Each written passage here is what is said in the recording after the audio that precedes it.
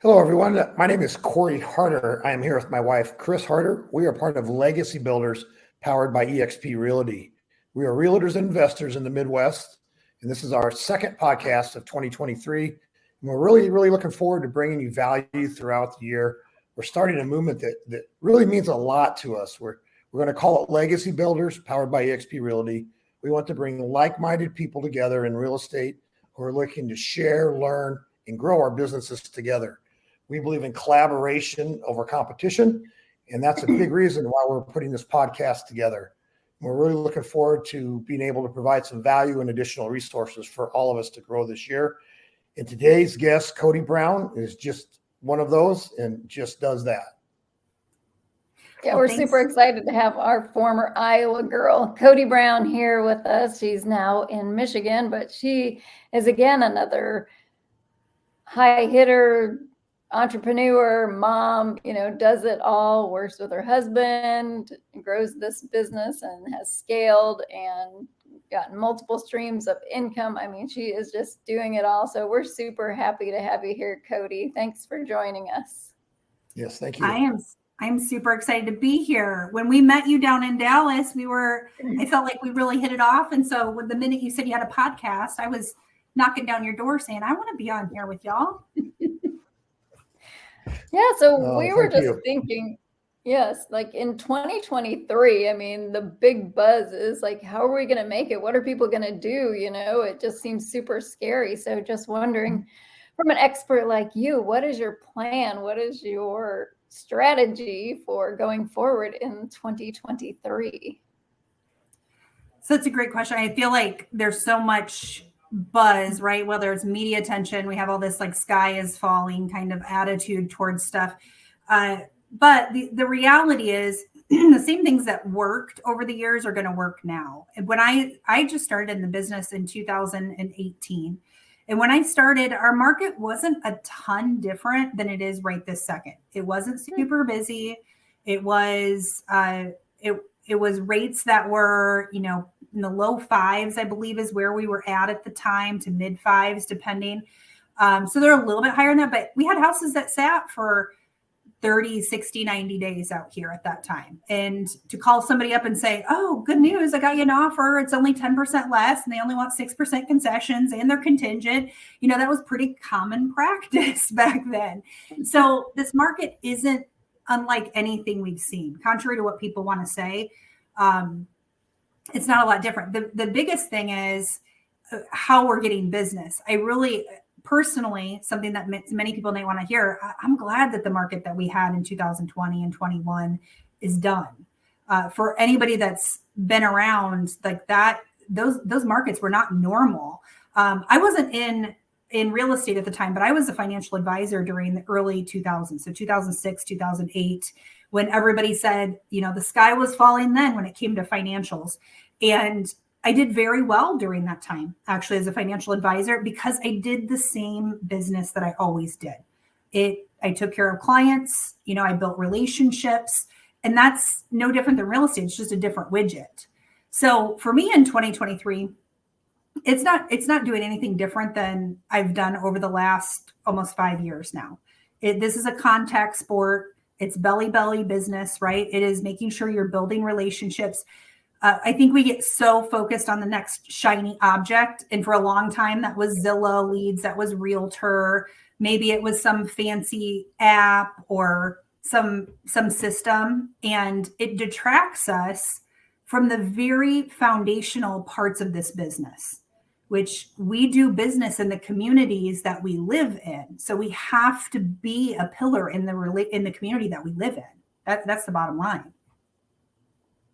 Absolutely. Yeah, they always talk about being the mayor in your community and just getting involved. And I know you have it right on there, Realtor for a Cause, and I'm always seeing you giving back. And I know that's super important to you. So that's pretty amazing. You have I listened to your story on another podcast, and you have a great story moving from Iowa. I think Ty lost his job. I mean, you just bought a new house, and how you weathered through that, and where you are today. Could you share a little bit of that? I think it's a very inspirational story, and it's just a great one to hear, I think. Yeah, I mean, excuse me. I think it's funny because all of our lives probably look significantly different in the rearview mirror, right? All of those times now I realize are gifts, but during those times they were hard. The very short version from the very beginning, I started in Iowa my entire life. I went to school, went to college there. My mom was a single mom. I was an only child, and her and the rest of my family, we grew up very broken and very broke. I mean, addiction is huge in my family. And I was the black sheep because I knew I just wanted to move away and do better. And my mom still this day has never owned a home. So I think that's really where real estate planted itself in me. I can remember being in shop class in high school, and there was this project where people wanted to build like their dream house. And everybody built these, 10-story homes, pools on the roof, 20-car garages. And I'll never forget Mr. Slivka, in case anybody wants to look him up, was my shop teacher back in the day. He's an amazing man. And I built this 2-bedroom ranch house, super simple. And he asked me, why didn't you build your dream house? And I said, this is a dream house to me, and I can still, even telling you guys, it gives me goosebumps to this day, because I can remember as a little kid being in a car and driving by houses and thinking, and it'd be a crappy little house, just a total hole in the wall little dump. And I would think, but what if we could just stay someplace? Because we moved 24 times by the time I graduated high school. We got kicked out of apartments and trailers. We could never keep an address. And the one saving grace I had was that we always stayed in the same community so I could go to the same school. So I graduated. And the one thing that I knew after college was I wanted to get out of town. I graduated college, immediately moved, and found myself in Michigan. That's where I met Ty, actually. And shortly after we were here, we moved south, though, because we both wanted warmer weather. We had never had that in our life, being from Iowa and Michigan. And then we moved there for his job. And the shortest version, we went through a hard time in our life. We went through an adoption that actually did not work out. And at that time, we felt really pulled. We felt like God was telling us we needed to be closer to family. So we prayed about it. And at that time, we had an opportunity where we said, let's just see if we're supposed to move, then God will move mountains, right? And our house went on the market. It sold the first day, but I sat down on our treadmill in our basement every single day. And I can remember saying to God, I was like, can you just send me a burning bush? Like, what am I supposed to be in my life? Because I had been all kinds of things. I had been a district manager I've been a salesperson for a jewelry company. I had been a financial advisor. I had worked at the bank. My longest standing before real estate was I worked at JP Morgan for years. And I constantly worked my way up, and I loved all my bosses and I loved what I got to do. But in my core, I knew that I was an entrepreneur. I loved working for myself. I'd work 90 hours for myself before I'd enjoy working 40 hours for somebody else. And so when we moved to Georgia, actually, Ty had a great job. And I said, well, I'm going to stay home with the kids for 4 years. I never thought those words would come out of my mouth. And I did. And it was the hardest I've ever worked in my life. So if anybody ever asks what a stay-at-home mom does, they're ridiculous. But when we were leaving to come back to Michigan, though, I knew that season was done. I knew that the girls were all going to be in school at that point. And I said, what am I going to do? I was sitting there all the time going, God, you didn't make me a singer. You didn't make me like this awesome artist. What am I supposed to do with my life? And I cannot even explain to you, but all at once, after, weeks and weeks of doing this and thinking, what am I going to do when I grow up? It came back to me again that I've always loved real estate. And that little girl feeling that I had driving through those neighborhoods and seeing those houses and yearning to have a home, that feeling came back to me. And I'm like, I want to help other people that want that too. And so I'll never forget, Ty came home that day and I was busting at the seams. I said, we're going to do this thing. So we're going to move back to Michigan. I'm going to get licensed and I'm going to sell real estate. And we're not going to just do it for money, though, because I'm a huge advocate that if you chase money, you'll always fail. But if you chase purpose, that the money will follow. And I said, we're going to do this. And then we're going to make sure that we're building up the community in the meantime. So we're going to donate back every time we close. We're going to pour in service hours. We're going to pour in donations where we can. And he knows, he looked at me and I think he realized like, okay, like you're going to do this, because I don't tend to really half-ass anything. And so we moved back. I got my license. I'll never forget July 18th. He was remote with Caterpillar at the time. And he stayed remote about a month and a half at that point. And they had said, hey, we're getting bought out by another company and all our remote workers are gone. Now, mind you, we had just paid to move ourselves back, which was like a $20,000 venture. I had been a stay-at-home mom, so we were living off one income at the time. And I just got my real estate license. And I wasn't really practicing wholeheartedly at that time because the girls were still, it was summer. We had just moved back. I'm like, I'll start when they start school, right? Well, the minute that he got told that, hey, you don't have a job in the next month. And I looked at our bank account, and our bank account did not have enough to pay our bills that next month. I said, this is our plan A now. This can't be plan B. And during that time, he started interviewing different places. All of them didn't fit what our family needed, though. It was, okay, you're going to travel for 2 weeks out of every month. You'll be back for 2 weeks. I said, that doesn't work. We have a 4-year-old, a 6-year-old, and an 8-year-old. I'm not going to have them have their dad half of the time if we can avoid it. And it was in that time that I just said, okay, like we're going to make this work. And we sat down and I wrote out a business plan. We had a vision board, and I figured out how much it would take to just walk our girls to school every day, to walk them home every day, to not have to have him go to work. And I figured out it was 50 transactions at an average of 180,000, which was our price point at the time, and at an average of 3% commission, and what my splits were. I said, this is the equation. This is what I have to do then. And what's funny, I don't know if I shared this with you before, but I went into the office the next day.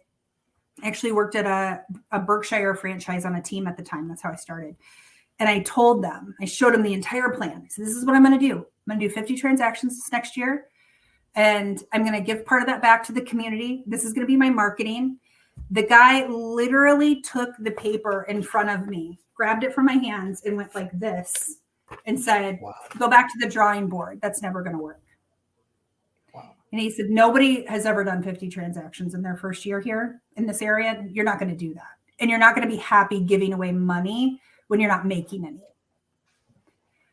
So what was my takeaway, though, is God knows how I'm driven, because somebody telling me I can't do something lights a fire under my ass like you wouldn't believe. I said, okay, game on. And I went home and I took that piece of paper and I put it, our vision board, and I put it on our bathroom mirror. And you see that every single day. And I'm happy to report I did 51 transactions that first year. And I was Rookie of the Year here in Michigan. But when you say, well, how did you do that? I didn't have to know how. That's the thing. I think a lot of people miss that, especially in this next year. They go, how am I going to do business this next year? You honestly don't even have to know how. You can figure out the how while you're doing it. I had to know what I wanted. In the fact that I would go to bed thinking about how bad I wanted us to be a full-time family and be able to take our girls to and from school, and how bad I wanted it when I woke up in the morning. It's a feeling. Like I felt it in my bones. I felt it in my soul. And when you attach to what you want that bad, you can figure out how. There was no amount of okay, you're going to have to cold call, or you're going to have to go to events, or you're going to have to do whatever. I was willing to walk through fire at that point. It didn't matter. I love it. And I want you to just touch, if you would, a minute on the vision. Oh, yeah. On the vision board, because I know that you held an event, and we have gone through that process too. So we have a board, and our vision board takes up like an entire wall in our office. So every day you're able to look up there, and, we have friends, family, faith, family, friend, down the middle. And then we have pictures of this and who we've met along the way. A lot of people with eXp and, Glenn Zanford and all the big wigs. And that's kind of a goal, I guess, to be in those shoes where people are wanting to meet you as well, right? And how important that is in knowing what you want and having that drive like you're speaking about. But I don't know if you want to just kind of talk about what you do on a vision board, or like your plan for 50 transactions. There's also another plan like you're talking about with your family. So yeah, I love vision boards. We've done them in our family, and I have to give kudos to actually direct sales. When I stayed home as a stay-at-home mom, I worked for an MLM company at the time, and they were huge on vision. Quite frankly, when I worked in corporate America, nobody ever really talked about vision boards and vision stuff. And so I have to give them a hats off that they really trained me at that point to think about what was possible. And we've done vision boards as a family since 2014. I'll never forget our middle daughter, her very first vision board she ever did had like 18 hot dogs on it. All she wanted to do was eat hot dogs, apparently. So, but every year we've done one, and every single year I can tell you that a majority of that board, if not all of it, a couple of years gets accomplished. And there's a lot of people that say, oh, it's just, it's just hocus pocus, whatever, that it's nonsense. And I think that's ridiculous. It's proven time and time again. When you look at even professional athletes that go and make the most 3-pointers, they have visualized making that 3-pointer 10,000 times before they've actually shot that shot, right? It is proven that when somebody is in an ICU, if people come in and speak to them about, okay, you're getting up and you're walking again, you're going through therapy again, their odds of beating death or being able to recover quicker are significantly better. So much of the work that we have to do as realtors is done between the ears, and it's not done anywhere else. And when I said, oh, I wanted to do 50 transactions, the reality was I didn't want to do 50 transactions. If I could have done it in one transaction and made enough money for a family to live, I would have done that. That's not what I attached to. There wasn't a single day that I ever said, I want to go out and do this many. And quite frankly, I didn't break it down into even the transaction. When I dug deeper, I said, okay, in order to get to this amount of transactions, I know that I need this amount of clients because this many will likely convert. And this means I need to be known by this many people in this community, which means I have to get to this many events. I mean, I broke it down really micro into habits. And my habits, how I built my business, were aligning myself with a lot of local charities and causes, as well as even local businesses. So if I wanted to be known in the community and for them to share my story, I had to be out in the community, right? So that had nothing to do with the 51. That had everything to do with the actual daily habits. But your vision board should never have your how-to, in my opinion. It should always have your want. What is it that you actually want?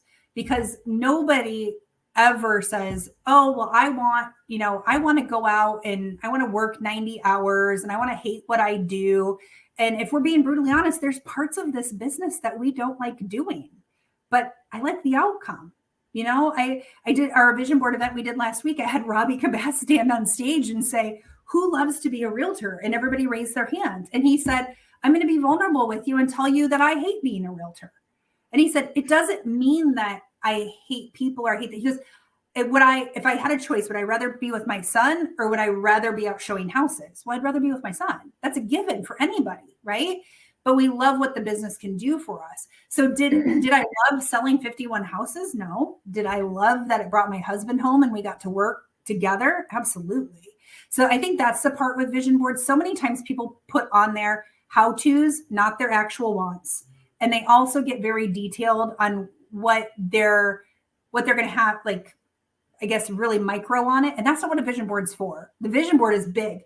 If you think of one of the greatest visions of all times, and this is going to show how much I don't know about history and presidents, but I remember it was the president that said, hey, we're going to put a man on the moon and we're going to bring him home by the end of the decade. Somebody could probably tell me what president that was.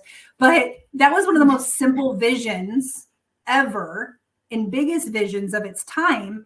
But because it was so specific, without all the how-to, we can accomplish it, right? It's like me saying, I need to make $250,000 my first year.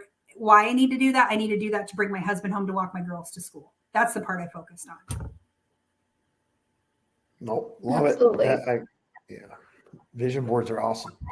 Actually, I learned a few tips there too. So thank you. So when you gems on that. On your path through, as you grew as a realtor and you grew your business and things, I mean, I know you started, I think it was, you were a broker and started your own brokerage, I believe, and then transferred Can you tell us a little bit about that story? How you? Yeah. It was So very I interesting. actually started on a team. Today. Yeah, I started on a team originally, and I made probably the number one mistake that everybody makes in real estate. I started at a brokerage with somebody that I knew. 90% of realtors start at a place because they know somebody. And we make the mistake as realtors of thinking, well, I know somebody, so that means I'm in the best place for me. And that's completely false. It's a terrible thing that happens in our industry, that we think that we're going to turn a friendship into a good business decision, when realistically you're better off turning a good business decision into friendships. You should surround yourself with people that are good business decisions. All of those people will likely become your friends. Unfortunately, we do the opposite. And that's exactly what I did. So I started at a place, we had both, the gentleman and I had both worked together at Chase, started on his team. Within, I think it was 6 months on his team there at Berkshire, my business had quickly taken off. And I 100% attribute that to, I built a story that could be shared. And if that's the one takeaway anybody has from this podcast, I think that's what everybody needs to do. Everybody knows a realtor. So what is your story? I constantly tell our agents, write down the statement on a piece of paper that says, what makes me different is. I said, and then rehearse it 1,000 times, because anywhere I was at, I could say to somebody, hey, Cory, my name's Cody. I'm in real estate. And what makes me different is I'm actually impacting our community through real estate transactions. So people are like, what does that mean? Tell me more. It strikes up a conversation, where if I just say, hey, Cory, I'm Cody, I'm in real estate.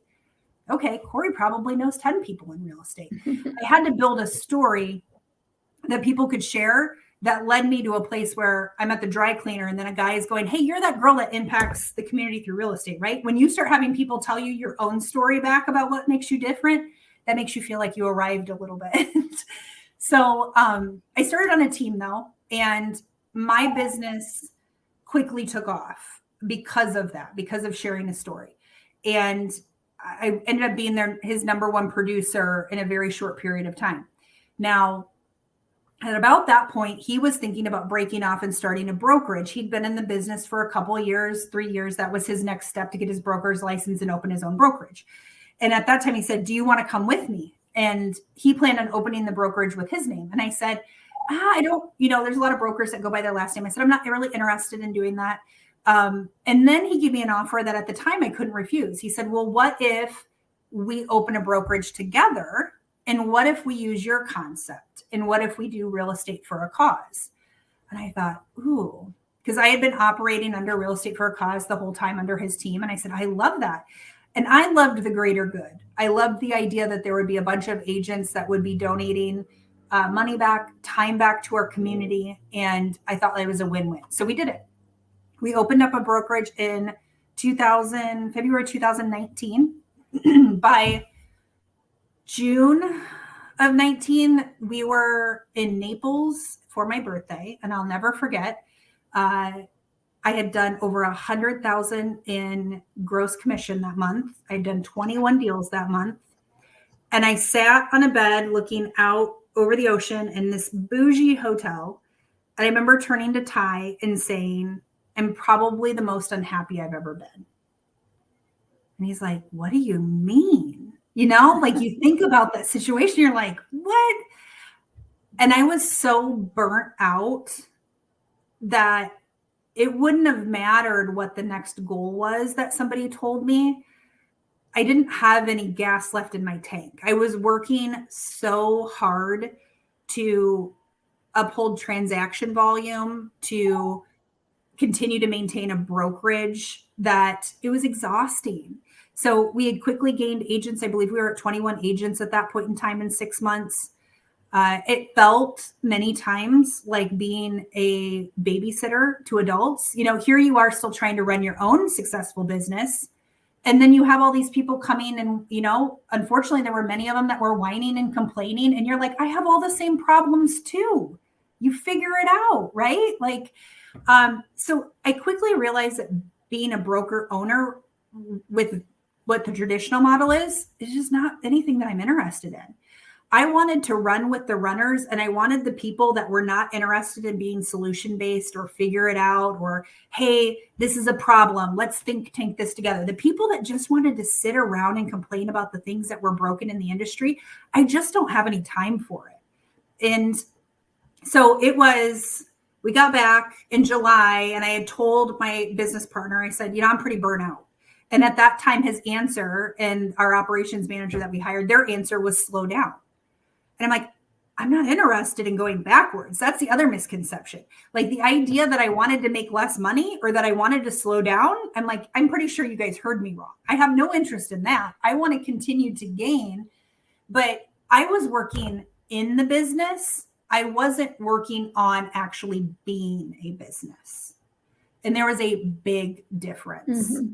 Most people that are in real estate come into real estate and say, I'm working for myself. This is great. I'm a sole proprietor. And the reality is we're living a W-2 life on a commission basis. That's really what it boils down to. Most of us don't build an actual business that works for us, that it only works if you show up. A true business, a legitimate business in real estate, builds wealth that you build money while you're sleeping. So at that point, I started looking around. I had heard about eXp a couple of times. And during that time, I actually was sitting with every single franchise here. I sat with KW, I sat with Remax. I mean, I had people throw franchise offers at me. I had so many people say, do it this way, do it this way. Everybody telling me they were better than the next. And I had remembered the two people that during the course to that point had told me about eXp. Number one person, great guy, but he told me, hey, let me show you how to do more transactions. At that point that year, I had done 70 transactions. The idea of doing any more transactions made me want to throw up. Also, that gentleman does less transactions than me. So I thought, how are you going to teach me that? The next individuals I met at eXp that shared it with me said, it sounded all great, but at the end, I'll never forget, they said, we noticed that you do a gives back platform with your real estate company. I said, yeah, it's actually literally the entire basis of our company. And they said, that's great. We like to give back too, but we don't like to boast about it on social media. And I thought, you're not my people then. Because to me, they're totally missing the mark that anything we post on social media is a thing. It's not good or bad. It's whatever people make of it, right? I'm putting out there something that is an opportunity to share a local charity, an opportunity to also join in with me, to donate to them, to volunteer with them. And if you take it as good, that's great. Now I've got you in my village. If you take it as bad, you're not my people, right? So I knew they weren't the right fit for me either. And then I still kind of continued to watch people. It was clear till March of the next year. And I'll never forget, I had been watching GoGo for a while, and I messaged her something. She messaged me back though and said something that had nothing to do with what I texted her about. She said, man, I just pulled up your numbers. You must be tired. And I remember thinking, I don't know who you think you are. And I about wanted to tear up because I was mad and she was right. I was exhausted. And the other reality during that time is right before like COVID shutdown kind of time frame. And I realized that our broker partner and myself, we were just growing apart. We wanted to build businesses in very different ways. He was very okay and enjoys the traditional, brokerage model that's been around for 120 years, having agents just locally. And that just didn't fit me. We'd been in Georgia. I'm from Iowa. I've got friends all over the United States. The idea of having a national or even global business was way more up my alley than, okay, you have a brokerage location here. And we actually turned around and opened our second one 25 miles south of us to try to have more exposure. And I remember thinking how exhausting this would be to put a new brokerage location every place I wanted to have influence. Mm-hmm. So that in a nutshell is how I landed here. I have now actually officially will have more time here at eXp. We were just talking about this the other night, how it has flown by. It's flown by because we have spent our time here actually doing what we do well, but learning how to build an actual business and not just work in the business.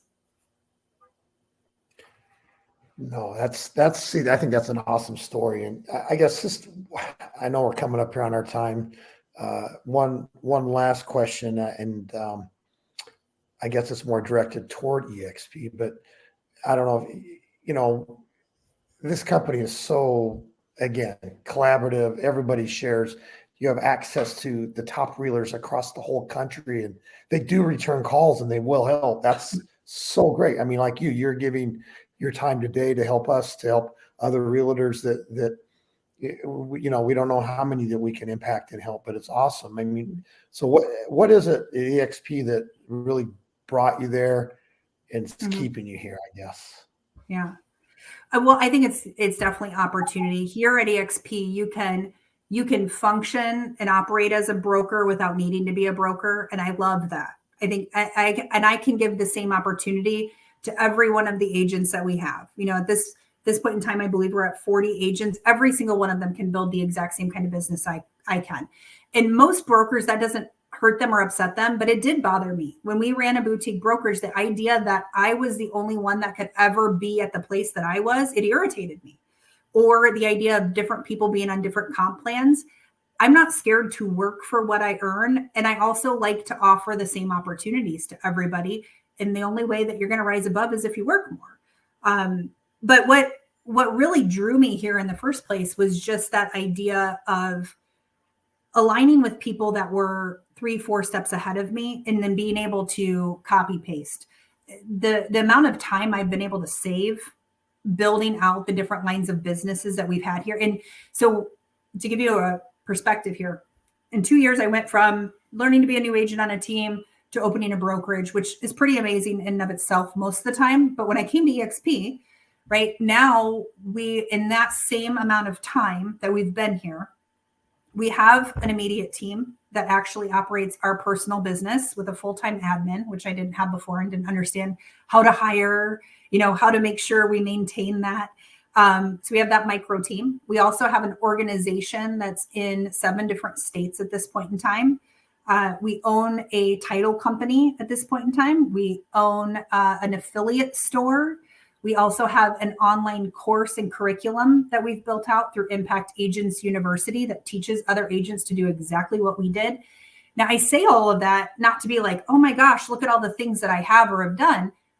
But I want you to know I didn't know how to do any of that before I came to eXp. The only reason I know how to do that is because of the relationships I have here. Because quite frankly, I had it here in our area, and I think most people do.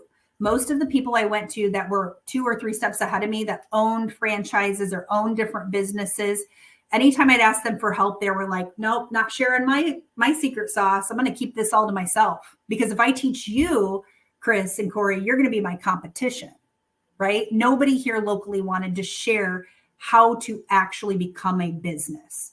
Whereas at eXp, it's the opposite. They're like, here, let me just share my contracts. You can copy and paste and make them your own. Let me share all my documents. Let me have you to my meetings. It was overwhelming in the beginning how much access I had to people's actual inner workings of their business and how to get it done. But if you're somebody that's looking to grow, there's no better place. There's no better opportunity, because there are individuals here doing all kinds of business. I mean, we've now actually added Airbnb to our business. I would have never known how to do that without talking with Molly. No, she's amazing at it, and these people don't charge me anything. They're like, hey, let me help you out with that. They actually enjoy it. So that has been what has brought me here and kept me here. What will continue to keep me here, though, I will tell you something that's very exciting for me is our rev share is now at a place where it pays most all of our monthly bills on a consistent basis. And we also are meeting with our CPA and attorney here in the next couple months. And we are setting that up so that it can be aired to our kids when Ty and I pass away. That is what will always keep me here. That's a life changer. Even if that was $1,000 a month, who can say, I mean, I would have never been able to sell our brick and mortar business and promise my kids that they would get $1,000 a month.